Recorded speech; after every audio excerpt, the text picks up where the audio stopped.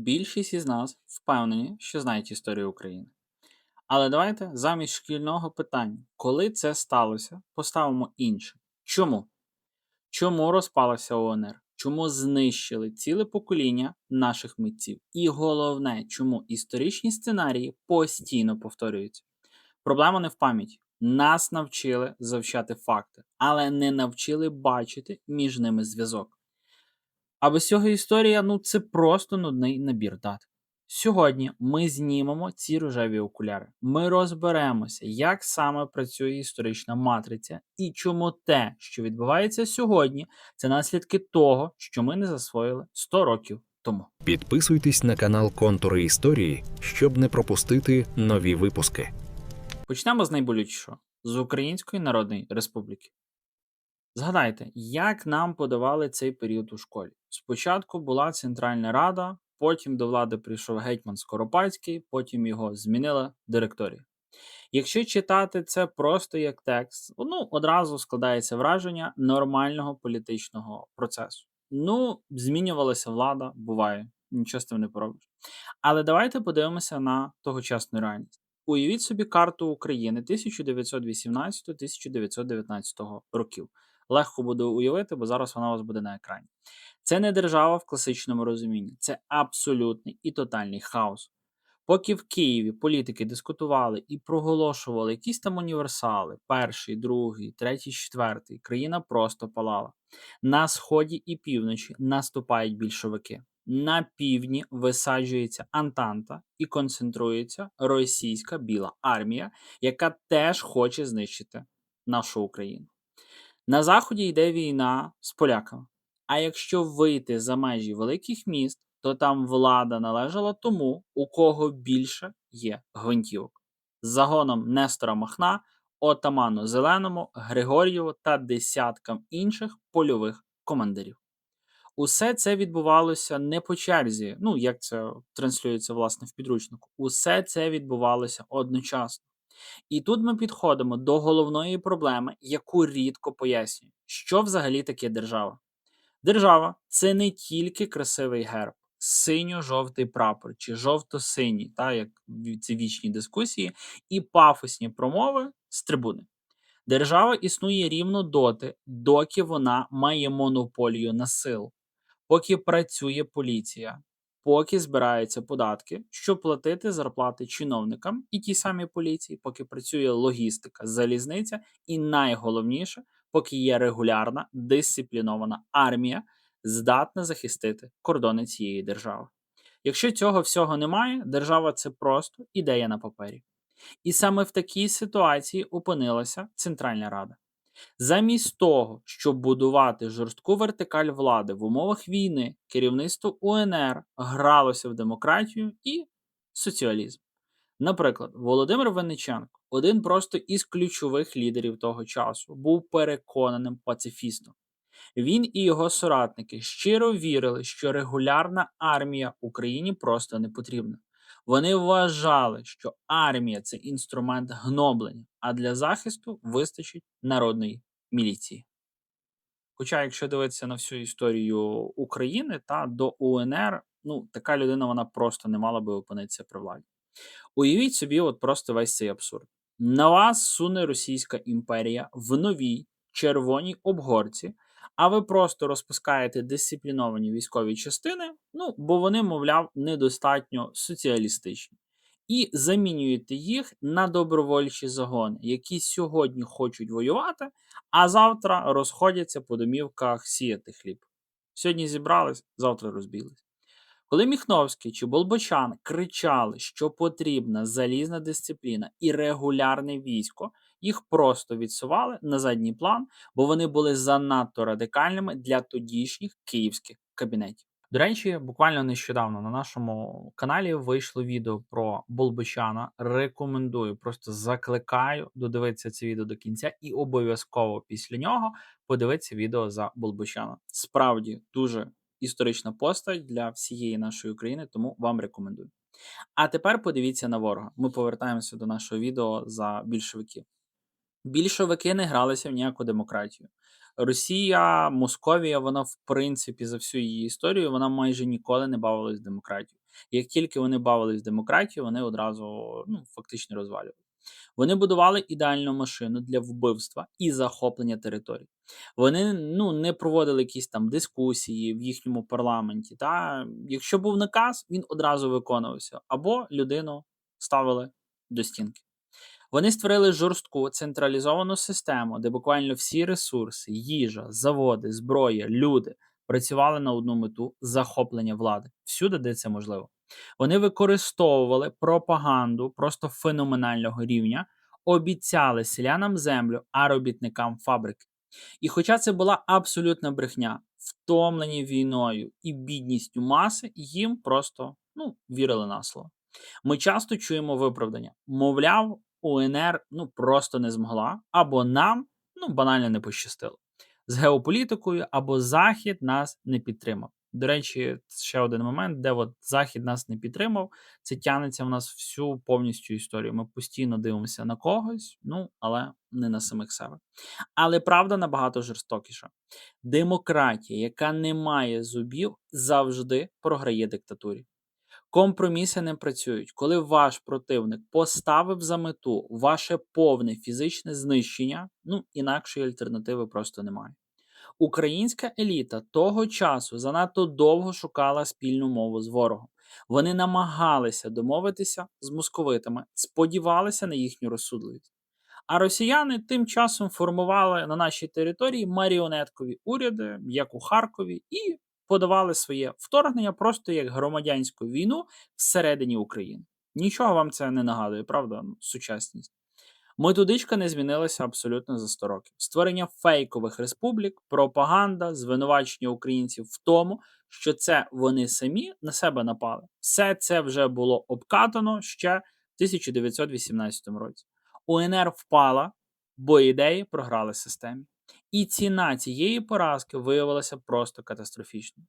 Тому що більшовики, захопивши Україну, зрозуміли одну річ: військовим шляхом українців зламати дуже і дуже важко. Вони чинили колосальний опір. Навіть після падіння УНР по всій країні ще роками спалахували селянські повстання. І тоді радянська влада вирішила змінити свою тактику. Якщо націю не можна вбити зброєю, відразу абсолютно всю, її треба приспати, травити буквально зсередини, а потім відрубати їй голову. Саме про цю, мабуть, найпідступнішу пастку в нашій історії ми поговоримо просто зараз. Але перед тим, буквально 10 секунд вашого часу, я хочу робити ці відео максимально якісними, щоб ви не відволікалися на якісь там технічні, можливо, нюанси. Тому зараз збираю на хороший студійний мікрофон. Якщо вам подобається такий глибокий формат історії, посилання на банку є в описі даного відео. Ваша підтримка допомагає цьому каналу існувати. Продубльовані є QR-коди на Монобанк, на Приват, у вас зараз також на екрані. Вам за це вдячність. А тепер повертаємося у 1920-ті роки до так званої лагідної українізації, яка насправді була вироком. Уявіть себе на місці більшовиків на початку 1920-х років. Уявили? Ви захопили Україну. Ви поставили в Києві та Харкові свій уряд. Фізично ви перемогли. Але є одна величезна проблема. Місцеве населення вас ненавидить. Українське село абсолютно не сприймає радянську владу. За хлібом доводиться відправляти озброєні загони, бо селяни його просто не віддають. У кожному лісі сидить свій отаман, Холодний Яр та інші повстанські республіки чинять шалений опір. Російська мова для більшості українців – це мова окупанта. Мова людини зі зброєю, яка прийшла грабувати. Більшовики зрозуміли, якщо продовжувати давити силою, Україна рано чи пізно вибухне і рознесе їхню молоду ту кляту імперію просто зсередини. Що робить розумний хижак, коли жертва занадто сильно пручається? Він послаблює хватку. У 1923 році радянське керівництво робить геніальний, але абсолютно цинічний тактичний крок. Вони оголошують політику коронізації, яка в нас отримала назву українізація. З Москви надходить сигнал. Українці, ми вас почули. Ви хотіли свою мову? Будь ласка, отримуйте. Хотіли свою культуру? Розвивайте. Ми не окупанти, ми ваші брати. Просто будьте радянськими. І раптом все починає змінюватися. Відкриваються українські школи, друкуються українські газети і книжки. Посадовців, які не знають української мови, ретельно і справді реально звільняють з роботи. Навіть у Червоній армії з'являються україномовні школи старшин. Для багатьох українців це виглядало просто як диво і чудо небесне. Здавалося, що сталося щось неможливе. Ми програли війну за незалежність, але якимось чином перемогли культурно. Правда, трошки звучить парадоксально. Ця ілюзія була настільки сильною, що в неї повірили навіть найзатятіші вороги Радянського Союзу. Українська інтелігенція масово почала повертатися з еміграції. Повернувся навіть Михайло Грушевський, колишній голова Центральної Ради. Мені здається, це був просто головний ворог для Радянського Союзу того часу. Повернулася людина, яка проголошувала незалежність тогочасної України. Повернулися видатні військові, письменники, науковці. Всі вони думали: добре, хай влада радянська, але ж Україна стає українською. Треба їхати розбудовувати державу. Почався феноменальний культурний бум. Наші митці отримали студії, театри, друкарні. Але, пам'ятаєте, ми говорили про причинно-наслідкові зв'язки. Давайте поставимо те саме питання. Чому це сталося насправді? Невже Ленін, Сталін і більшовики раптом полюбили українську поезію? Звісно, що ні, і близько. Це була масштабна, холоднокровна спецоперація спецслужб. Тоталітарна імперія не може існувати, якщо одна з її найбільших республік має незалежну еліту. Але як знищити еліту, якщо ти просто не знаєш усіх її представників в обличчя? Якщо частина з них у підпіллі, частина мовчить, а частина перебуває за кордоном? Треба змусити їх вийти на світло. Українізація 1920-х років була гігантською мишоловкою. Радянська влада розсипала приманку, гроші на культуру, посади, свободу творчості і сказала: виходьте, це для вас є безпечно. І вони, на жаль, вийшли. Усі найяскравіші, найталановитіші, найсміливіші українці проявили себе. Вони писали геніальні твори, створювали новітні театри, знімали кіно. Вони були на виду. А в цей час у темних кабінетах ДПУ тодішнього КДБ сиділи люди у шкіряних плащах і просто вели конспект. Вони уважно читали кожну статтю, слухали кожну виставу, заводили справи на кожного режисера, поета чи то науковця. Вони буквально складали розстрільні списки на наступне 30-те десятиліття. Ми самі добровільно показали ворогу всіх своїх лідерів, усіх, хто міг вести за собою націю, усіх, хто мислив не так, як наказувала партія. Ворог дав нам погратися у свободу рівно стільки часу, скільки було потрібно, щоб зміцнити свою центральну владу і зібрати всю потрібну їм інформацію. А наприкінці 1920-х років Сталін остаточно взяв владу у свої руки. Імперія більше не потребувала ніякого абсолютно маскування. Капкан закрився. Почалася одна з найстрашніших і найцинічніших зачисток у світовій історії. Зачистка, яку ми сьогодні знаємо під красивим, але дуже трагічним терміном «розстріляне відродження». І найстрашніше в ньому те, що вбивали не просто людей, вбивали саму ідею того, якою могла б бути наша з вами Україна. Коли ми сьогодні з вами чуємо слово репресії, наша уява одразу, можливо не одразу, але малює щось абстрактне. Чорно-білі фотографії, статистику, мільйони безіменних жертв. Справді щось таке абстрактне. Але мозок не здатний емоційно співчувати якійсь сухій голій статистиці. Тому давайте подивимося на це дещо інакше. Подивимося на репресії як на холодну, прораховану технологію. Радянська машина працювала хірургічно. Її головною метою було не просто вбити якихось там конкретних письменників чи науковців. Її метою було вирвати з корінням самоздатність нації думати інакше. Повернімося до Миколи Хвильового. У 20-ті роки він був справжньою рок-зіркою свого часу. Елвіс Преслі для порівняння, та не знаю, Майкл Джексон. Ну просто абсолютним митцем свого часу.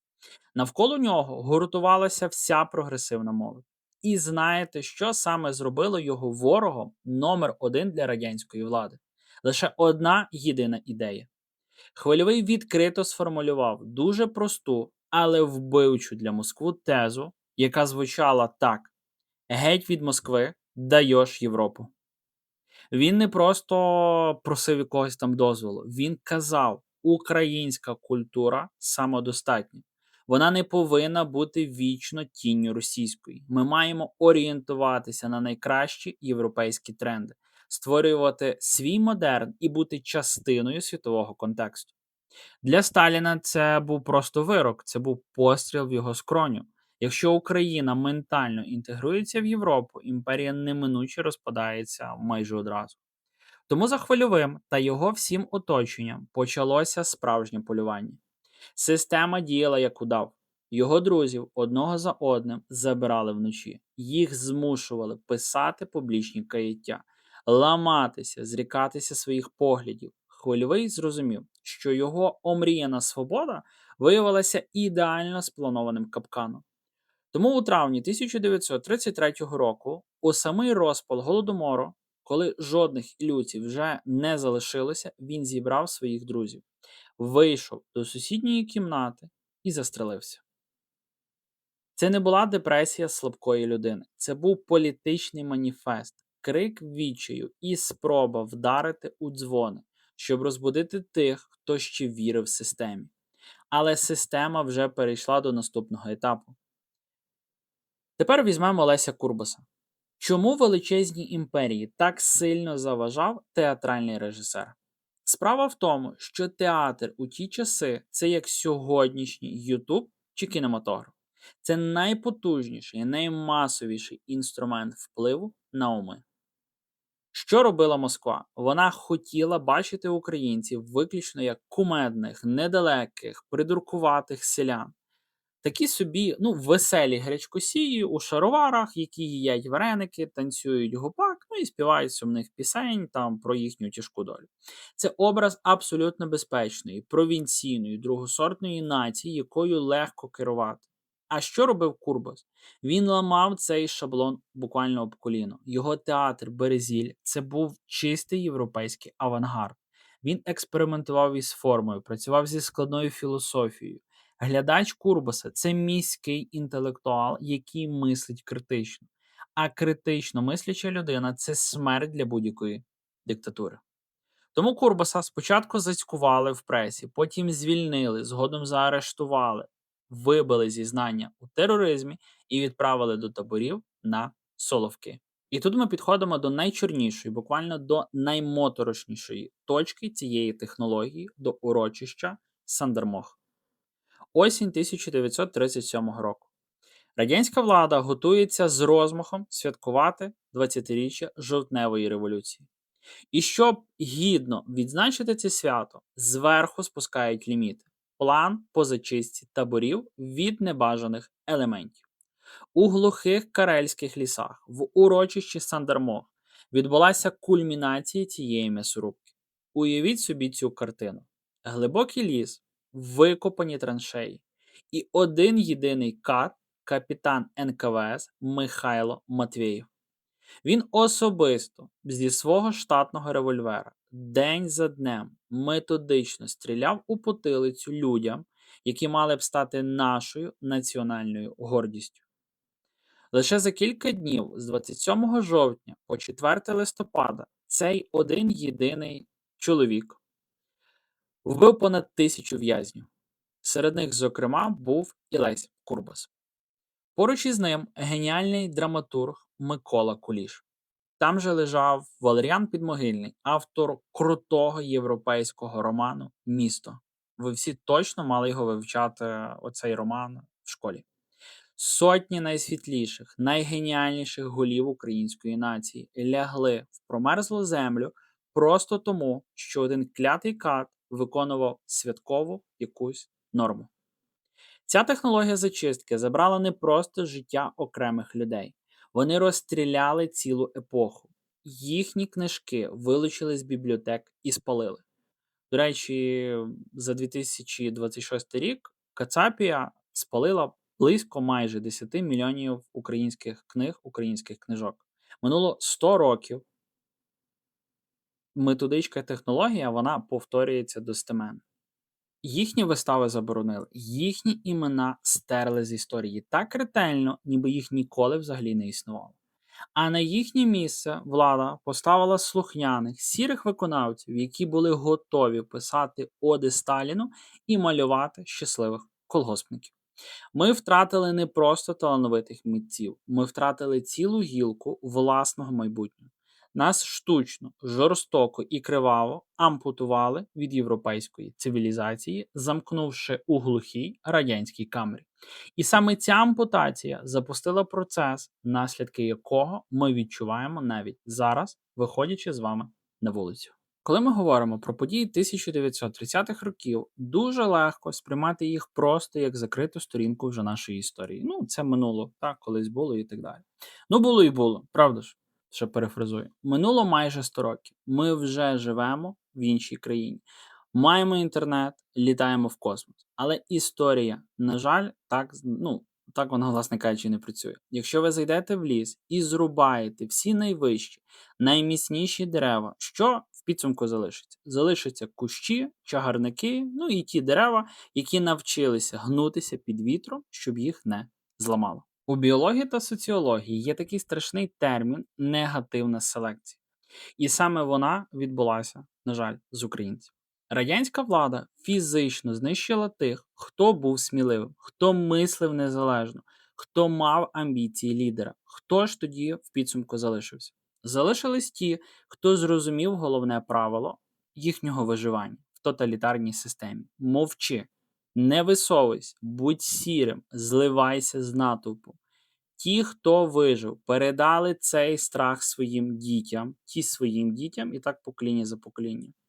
Згадайте, що вам казали в дитинстві батьки чи бабусі там з вашими дідусями. Тобі що найбільше треба? Ініціатива карається, ініціатива наказуємо там, щоб не переходити на кацапську. Сиди тихо, не привертай уваги, не висовуйся, простіше кажучи.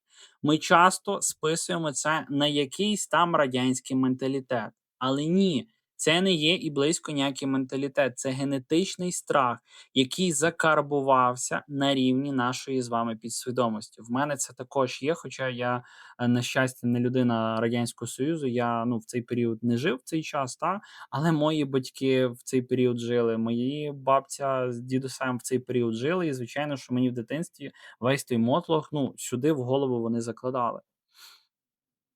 Це був механізм виживання нашої української нації, яку десятиліттями відстрілювали за будь-який прояв ініціативи.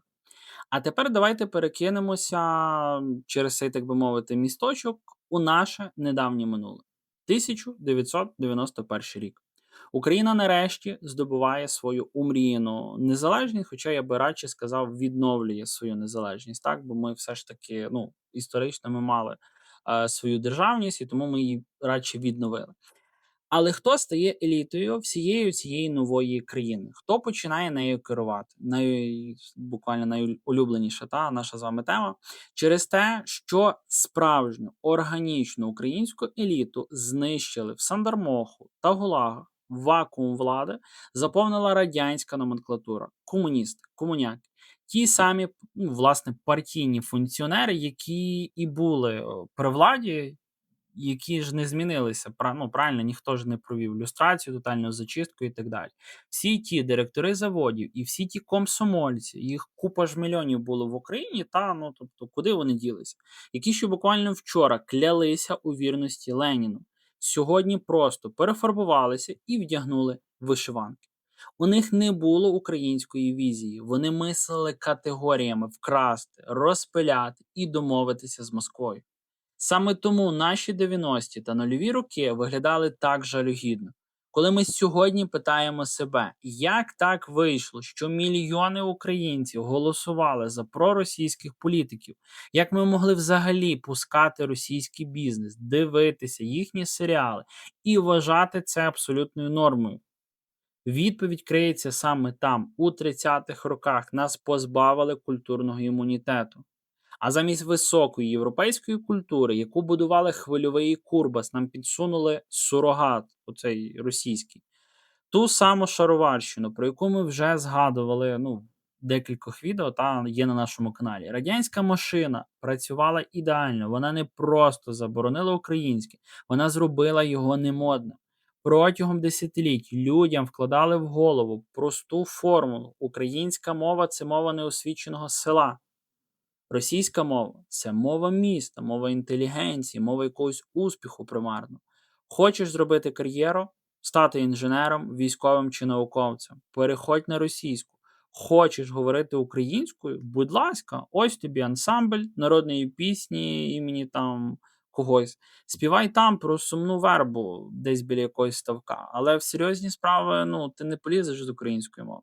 Це штучно створений комплекс меншовартості, від якого ми лікуємося й досі.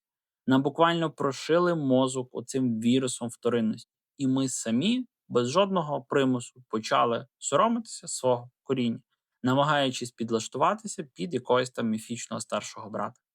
Але найважливіше в цьому всьому зрозуміти одну річ. Коли ти усвідомлюєш цей механізм, тобі стає набагато легше. Ти розумієш, що ми не є якоюсь там неповноцінною чи, загрубо, але там дурною нацією, яка вічно наступає на ті самі граблі. Бо інколи, коли дивишся на нашу історію, може таке враження скластись. Ми нація, яка пережила колосальну, безпрецедентну травму. У нас вкрали наші найкращі розум. Нас змусили забути, ким ми були насправді. Нас змусили повірити у фальшиву версію нашої власної історії, де ми завжди жертви і завжди програємо. Якщо ви ще досі не підписані на канал Контури історії, підпишіться. Тут правдива справжня українська історія. Просто історія ніколи не зупиняється, матриця завжди дає збій. І сьогодні, просто зараз, ми живемо в унікальний момент, коли історичне коло робить новий оберт. Вперше за кілька століть ми маємо реальний шанс не просто вирватися з цього нескінченного циклу повторень. Ми маємо шанс остаточно зламати систему, яка нас нищила. Сьогодні ми з вами опинилися рівно в тій самій точці історії. Подивіться на наші з вами новини. І ви побачите ті самі методички, що й 100 років тому. Тільки сьогодні ви дивитесь це в Тіктоці, Телеграмі, в Ютубі. 100 років тому люди це дивилися в газетах, листівках, радіо, телебачення перше вже десь появлялося, так, якщо там 30-40-ві роки. Ворог не придумав абсолютно нічого нового. Знову спроба знищити нашу державу фізично, як це було з УНР. Знову створення фейкових республік по типу Дири там якоїсь, і Лини, ще щось і так далі. Знову масова пропаганда, яка намагається довести, що нас не існує. Знову викрадення людей, викрадення дітей, катівні на окупованих територіях і показове спалення українських книжок. Це не просто війна за якісь там кілометри територій. Чи Україна буде мати 603 тисячі квадратних кілометрів, чи вона буде мати 600 тисяч квадратних кілометрів, це важливо, але більш принциповіше все ж таки, щоб Україна більше ніколи не мала нового Сандармоху, який вони намагаються масштабувати на всю країну.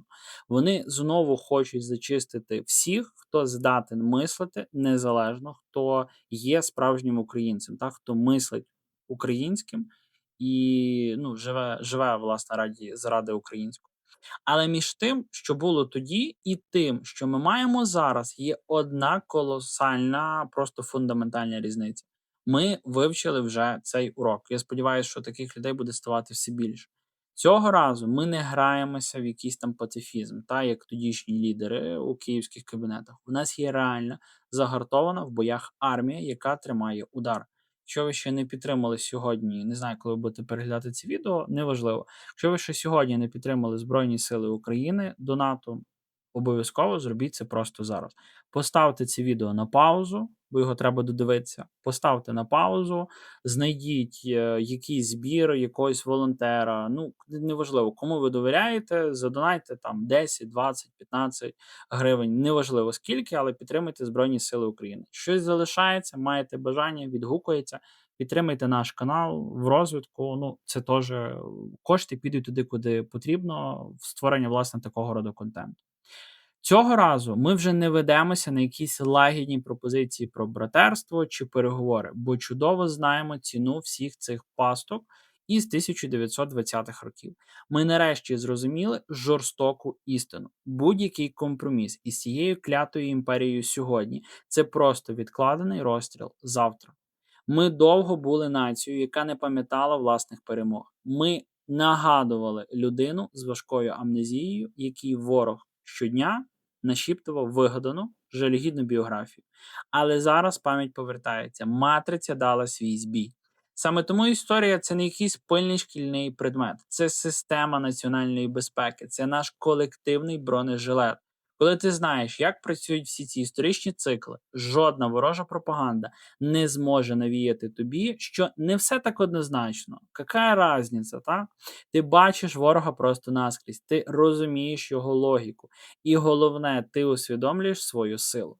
На нас зараз дивиться ціле століття. Хвильовий, Курбас, Куліш, тисячі невідомих бійців армії УНР, бійців УПА, всі, хто раніше боролись за соборну і незалежну Україну, вони дивляться на нас. Всі ті, чиї імена намагалися стерти, і ті імена, чиї стерли з нашої пам'яті, з нашої історії. Те, що вони почали, маємо завершити ми, саме наше покоління. Нам випала найважча, але й найвеличніша місія остаточно розірвати це історичне коло, повернути собі своє європейське минуле та європейське майбутнє, і цього разу не віддати його нікому. Дякую, що пройшли цей шлях разом зі мною до кінця. Сподіваюся, що до цієї точки дійшло якомога більша кількість людей. Якщо це відео змусило вас подивитися на наше минуле інакше, напишіть у коментарях, яке саме усвідомлення чи, можливо, факт вразив вас найбільше. Мені дуже цікаво почитати всі ваші думки. Не забувайте підписуватися на канал, ставити вподобайку відео, щоб цей випуск побачило більше людей.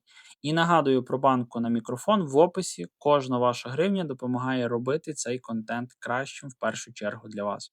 Тримаємо стрій, вивчаємо своє і до зустрічі в наступних відео. Ну і звичайно, що слава Україні! Підписуйтесь на канал Контури історії, щоб не пропустити нові випуски.